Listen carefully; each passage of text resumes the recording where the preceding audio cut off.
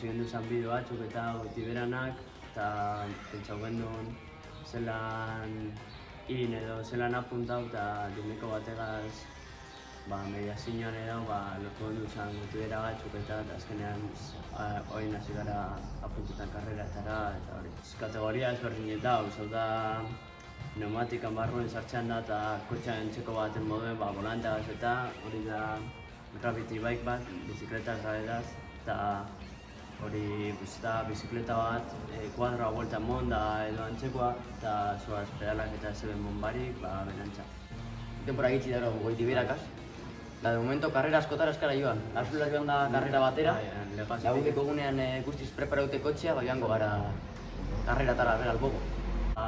Dago hasieran postu bete do, dago marra bat, eta handik pasetan zarenan altxan dotzu denporea, dorsala eta denporea, eta altxan zarenan bera metara marketan dauzuma denpora indozu.